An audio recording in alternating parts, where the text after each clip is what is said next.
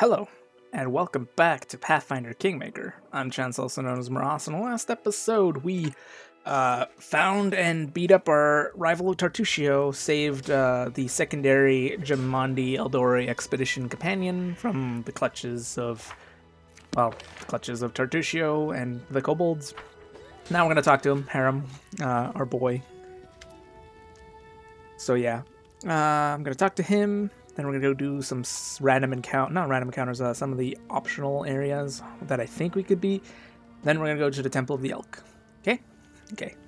Harrim pulls his beard, muttering something that could be either prayers or curses. Upon noticing you, he winces. Eh? What? Ah, it's you, Braden Lachance. Did I startle you? I'm sorry. Oh no, that doesn't matter. I was just contemplating the futility of existence and the worthlessness of the universe. The ways of Groetus are great. My humble mortal mind cannot fully grasp them. But I do what I can. Harrim smiles apologetically. Tell me about your past. My life is divided into two parts. The first is filled with blind wandering, doubts, and attempts to serve Torag. The second part began when I accepted Groetus into my soul and received a clearer vision of the world. What exactly would you like to know? Where are you from? My life story began in Larad, a city of dwarven clerics and acolytes. They served Torag and other dwarven gods.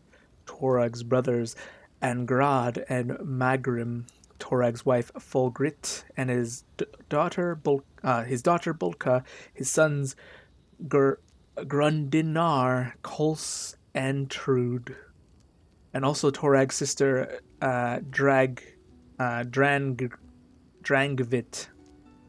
Harrim curves his lips in contempt. I wouldn't be surprised if they built a temple of Torag to Torag's pet dog. Sorry, I let myself get carried away. Harrim sighs and pulls his beard several times. Larad is the second largest dwarven city in the Five Kings Mountains. It's built upon numerous temple caverns, which serve as places of worship for all the dwarven gods. Many pilgrims from every corner of Golarion come to Larad to pray to their gods. Some remain to live there. The city is simply imbued with faith. You can't swing a dead cat without hitting a cleric. It's no surprise the inspired aura of this city that I decided as a young boy to dedicate my full efforts to becoming a cleric of Torag. You once tried to serve Torag? Not just tried. It was a burning passion. I craved it by day and dreamt of it at night. Sorry. Got some burps. Harrim shakes his head as if amazed by his own stupidity. You see, Braden Lachance, from my first days I felt the presence of a god at my back. I heard his whispers and felt his power, though the nature of his power was unclear to me. I thought Torag himself was trying to speak to me. I did all I could to understand his words. Oh, what a naive fool I was. I had no idea that Torag, an uncompromising and conceited god, glamorized by all dwarves, was capable of betrayal. He turned away from me, Braden Lachance. He left me in an hour when I put all my hopes in him and desperately needed his support. Torag is a god of craftsmanship, so every follower, especially the clerics, must smith their own suit of armor. The day when this work is finished is like the second birthday of a dwarf. He is newly born in the eyes of Torag. Harrim sighs heavily and falls silent for a time. My second birthday never came. I couldn't make the armor, not even a sword, not even a simple nail. My hammer smashed my fingers and it fell on my feet. Molten iron burned my hands. The clerics laughed as they healed me. They used to say I was cursed by Torag, so I finally gave up my attempt to please the betrayer god. Even if Torag really has rejected you, is that enough to leave behind? Enough reason to leave your homeland? Sorry, I can't read. Apparently, you don't know much about dwarves. Harrim lets out a sad sigh. How can a dwarf cursed by Torag go on living in a city where every single soul bows to Torag? I was alone, disgraced, humiliated, insulted. A lone tear glints in the light before sliding down Harrim's cheek, hiding in his beard. I was trying to drown my sorrows in drink, but even the owner of the cheapest pub on the road would laugh at me while he put those mugs in front of me. I couldn't take it any longer. I wanted everything to end. But there was one thing that kept me going, prevented me from ending my life. I could still hear that divine whisper behind my back. It was yet faint. It took long enough before I could hear it clearly, but having heard it once, I could never forget it. It was clear that none of the Larad's deities favored me. So I left the five Kings Mountains and went searching. Didn't think dwarves ever worship Groetus. How did you learn about him? Oh, that blessed day became the beginning of a new life. Alone and abandoned by all, I spent many dull hours in a filthy tavern by a roadside. I don't even recall the town, nor even the country. I had no money. In fact, all I had was a hunk of stale bread. I was weary and almost fainting from hunger. That was the moment when the whisper from my god became more clear. It was like he was calling to me. Last of my sufferings have come to an end. It was a miracle, Braden Lachance. I had paid full price for it with my torments.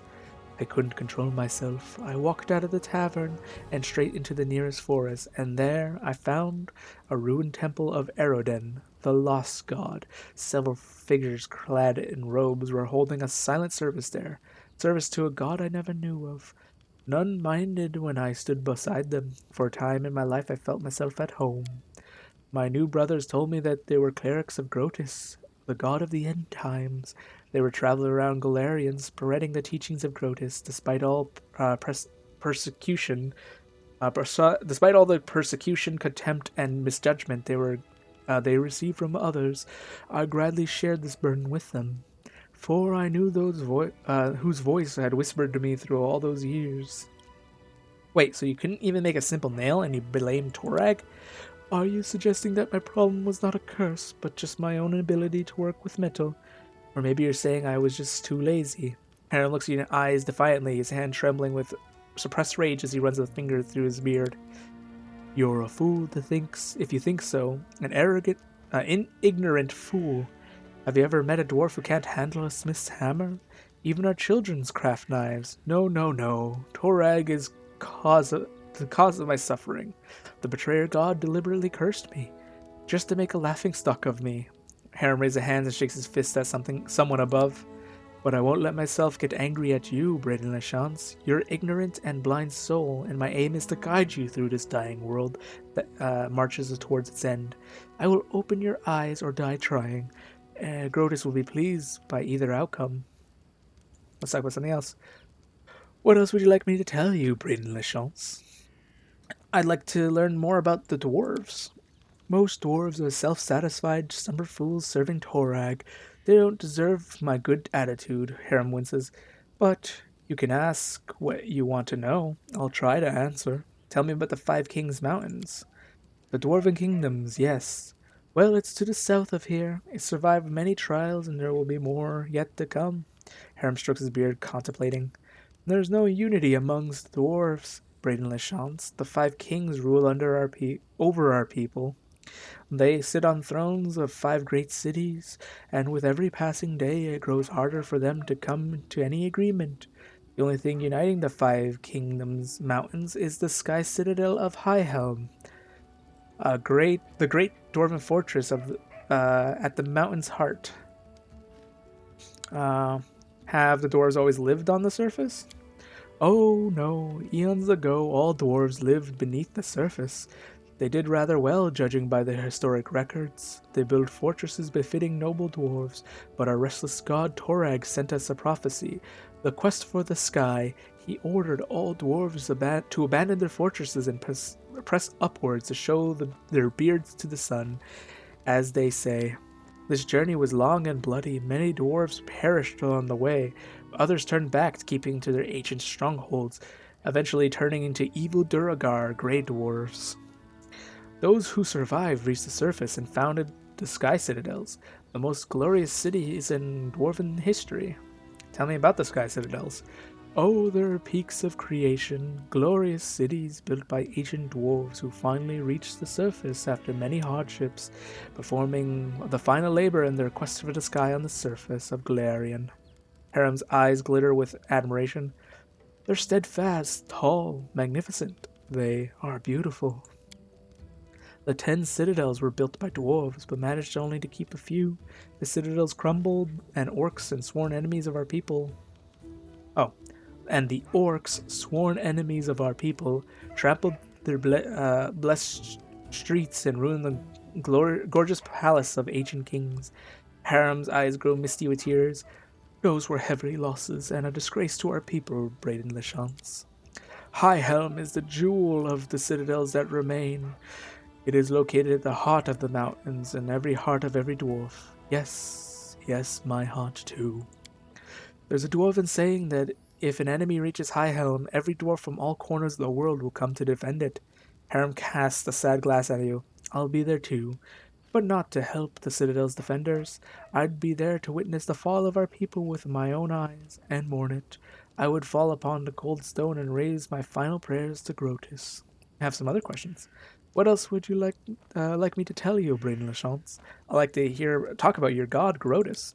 You wish to learn about Groetus? Harrim seems surprised and pleased at the same time. Yes, of course. I will answer anything you ask. What are Groetus's teachings about, in a nutshell? Groetus is the end of all that exists. Harrim smiles, obviously been waiting for this question. Look around, Braden Lachance. What do you see? Look again and realize everything will be destroyed. Our clothing, our armor will turn to dust. The walls of the palaces will crumble into ruins, the trees will fall, and you and I will die much sooner than that. Groetus is a timeless watcher. He's been locked away by Pharasma, the goddess of rebirth. From her boneyard, he watches over the world, knowing the time for the final reaping shall come. He's bloated moon hanging in the sky. He's the harbinger of the last days. He's the one who will say when all others are gone. Who will stay when all others are gone. Pharasma has Groetus locked in her boneyard, so she's stronger than Groetus? Of course she's stronger. For now, Harrim nods with dignity, stroking his beard. Groetus is weaker than Pharasma and many other gods. I would be a fool if I tried to claim otherwise. If Groetus were stronger, the end times would already come, wouldn't they? But the powers of the other gods fade away, and they dissolve slowly, a grain in a century. Groetus collects those grains and waits. He doesn't need to hurry. He knows that his time shall come. Usually clerics can speak with their gods. What does Groetus say to you? What is his will? Harrim shakes his head in resignation. Groetus doesn't speak to his clerics, actually. Actually, Groetus doesn't need any clerics. Dwarf raises his sad eyes to you. He only allows his whispers to be heard, and only those who are dying to hear them. His words are unclear, but they call to you. His voice comes with the soft rustle of fallen leaves, with the woeful wailing of the wind at the mountain pass, with the roar of a raging blizzard, and it calls you to strike out on the road. Onwards, always onwards, over the pass, over the bridge, and further along. Up ahead where the edge of a grey robe flashed, and the candle sputtered for the last time before dying. Onwards, always onwards, until your feet can no longer carry you. Harrim falls silent, submerged with his own thoughts. Thanks for telling me about Groetus. I've learned enough for now. And let me ask of this. What do you think about Groetus? I like your tales. There's an inner truth to them. A broad smile spreads across Harrim's face. Glad you think like that. We'll bring this truth to the whole world and tell everyone that the end is inevitable. Well, yeah, I mean, death is inevitable, but the thing is, life is also inevitable, so it's a cycle, you know? Life happens, death happens. Life happens, death. It's just how it goes. Have you ever regretted your decision to abandon Torag and start worshipping Groetus instead? Your question might seem offensive, Braden Lachance, but I am not offended. I realize you ask it because you wish to learn more about Groetus. Harrim squeezes his beard in his fist, but a moment lets it free again.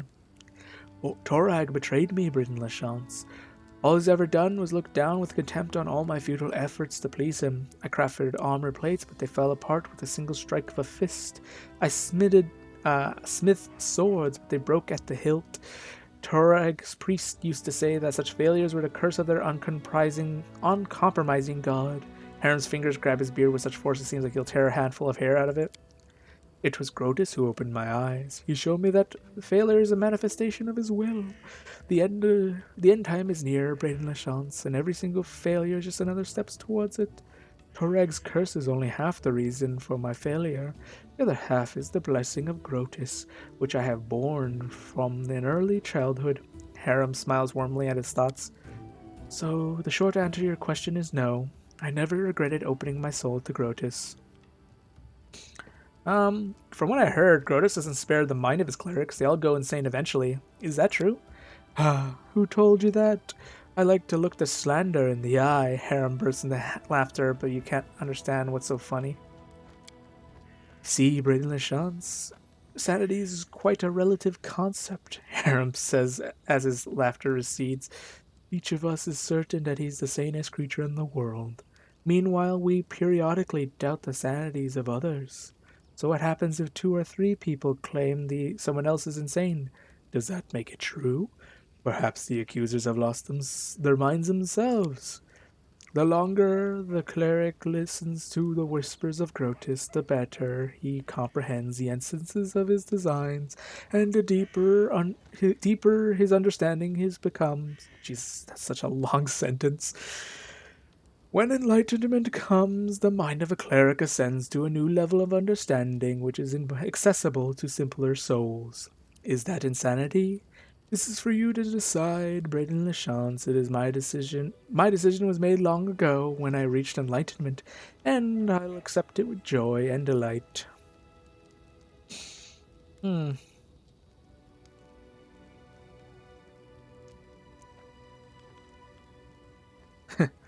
Honestly, that's just too much. You're a funny dwarf, and you have your peculiarities, I think. But to go insane voluntarily, you should give it up before it's too late. Harrim sighs and shakes his head. Can't you understand? That's precisely what I want. For it to be too late. Thanks for the conversation. We'll talk later. Harrim nods with dignity. I'll be happy to continue our conversation later. Alright. Now that's out of the way, let's start heading out. I kind of want to explore Shrike Hills, or whatever this location is called. Let's deposit these.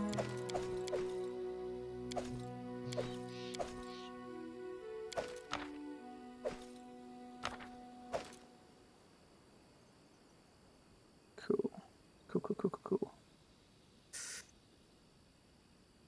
Yeah.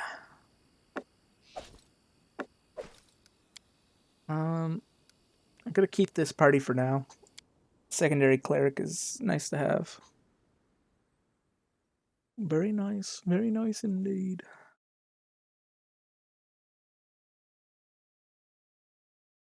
Harrim, abandon all hope and embrace the inevitable end. Let's head to the Endless Plains, which I apparently don't have a path to, so I actually have to walk on over.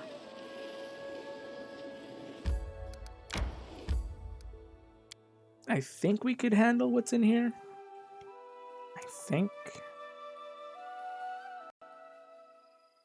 Oh, sorry. Was lost. Oops.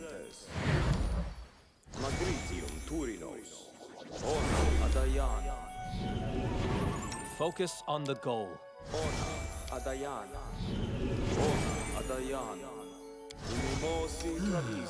Apparently the spell didn't work on him. Don't hesitate. Oh, bless is already No off. mistakes. All right, let's go. Let's see if we could. Quick save. Pretty sure we can handle All this. according to plan. We got 6 players with us. Companions with us. A manticore.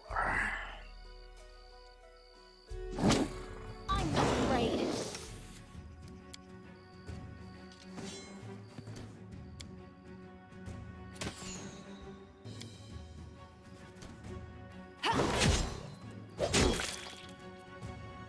Toss the stone ball at him.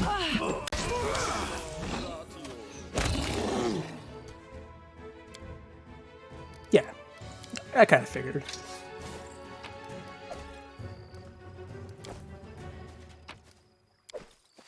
Okay, that's the only enemy in this location, I'm pretty sure. In due time. It can be a challenging encounter if you don't have proper buffs. That's why I did the protection from poison, so that if one of the characters got hit by the Manicore, they would not get poisoned. I'm not sure who got hit though, but regardless, simple, easy encounter. Valerie's the one who got hit. Shouldn't have the buff. Boneyard Hunting Grounds, I think. Yeah, newcomers learn how dangerous this. I don't think we could fight Boneyards right now. Or at least easy, because they have like a croak attack, I think, that does like an AoE frighten. So I don't know how well we'd fare if we went there. Need to catch my breath.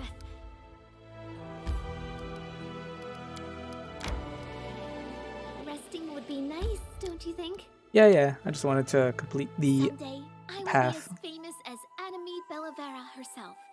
No, even more famous. Hoping I live that long. Do halflings live longer than humans? She might be a half elf, I can't remember. I think she's a human though.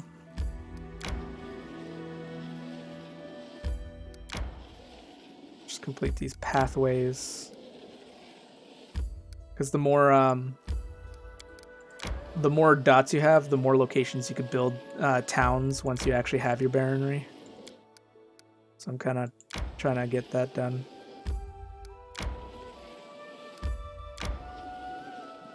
Could complete that. I should have did it the opposite way though. More strength fades. Yeah, I understand. What you've said about your childhood is just mind-boggling. Do all the northern tribes treat their women like that? Well, no. Not all of them. I'm the lucky one. I was born in the most savage tribe in the whole country. Even our neighbors have looked at us like we're goblins.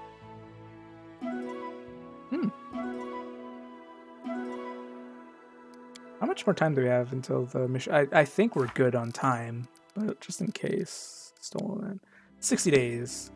So we failed the... Oh, I don't want to evade them. I want to fight all the random encounters, get experience. Sorry, it's just instinct because I've been playing on my my other save file where I'm trying to complete all the artisan stuff. Let us strike Face as me one. if you I dare. don't believe I'll be able to do it on this. Tear them apart!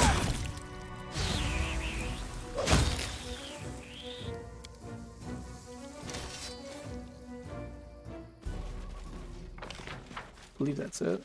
As it should be. Wasn't even worth it. 9 experience. I mean, it's 9 experience per character, but I don't know. I feel like we all level up pretty much on the same time. I know some characters don't, but you know. I know if you play with more companions, the less experience you get. So, which is why I mentioned like, oh, you could actually not level Enemy up to approaching. max in such a way.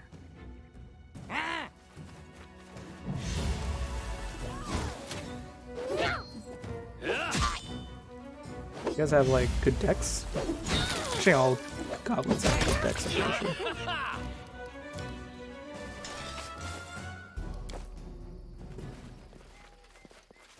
18 experience. Oh, we're at a medium load. That's probably why we're becoming fatigued faster. Okay. Who should get what?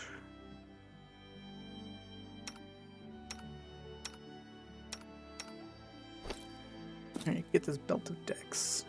No matter what, you'll all probably be in the same boat in terms of stuff. Should I give that ring to one of the front lines? I think this should be good with 20. I should make my way back to town and sell some stuff. I need to catch my breath. The reason why we keep getting fatigued so fast is because we're at medium weight. Hungry. When we stop. Stopping now. And I don't know if it Lindsay, affects their hunting. What are you writing in there again? You know, something about someone. I'll let you read it once I'm finished. It's hilarious. It's hilarious.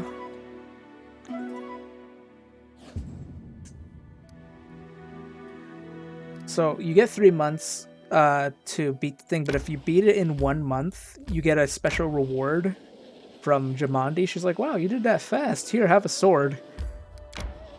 And I think it's like one of the Eldori swords, you know, like the Sword Lord weapons, like a dueling sword or whatever. So, unless you're playing as a fighter with the Eldori Sword Lord archetype, I don't think it's really worth the reward. I mean, I assume it's worth money, but yeah. But I don't even know how.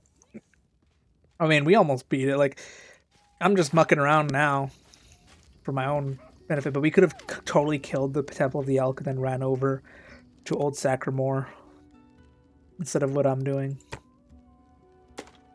Does Lindsay have a masterwork? She doesn't. There.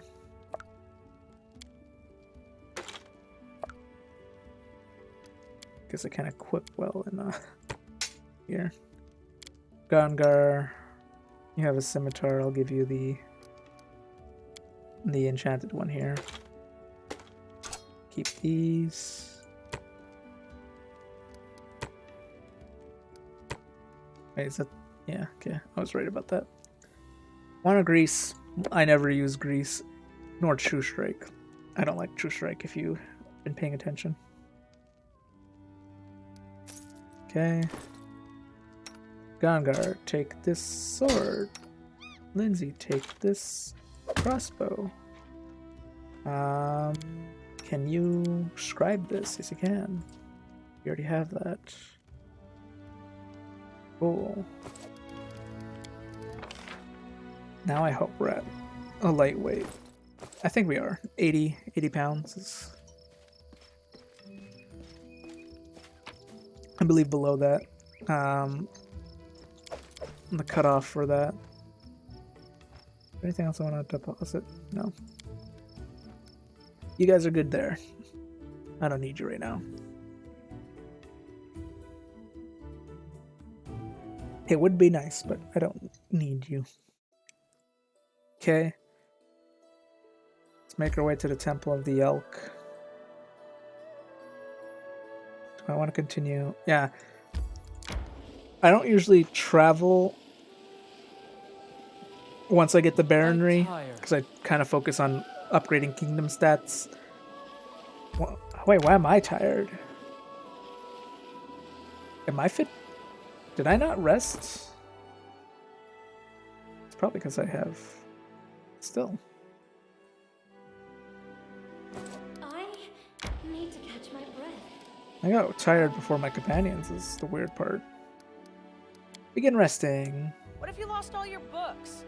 How'd you fight then? Let me show you a few moves with a sword. Sword. Oh, I wouldn't want to steal the great warrior's glory. Let's leave the swordplay to you. And I'll stay behind you with my tricks. As a true rogue does. Even though she's technically an arcane trickster.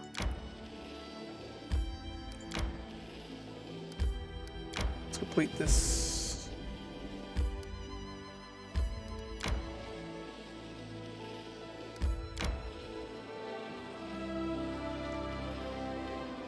Can we beat? No, I don't think we could do Tranquil Riverbed, but we do want to go deal with Tusk Gutter. I think we could get some supplies at the Temple of the Elk, though, that should help out with Tusk Gutter, though. So we will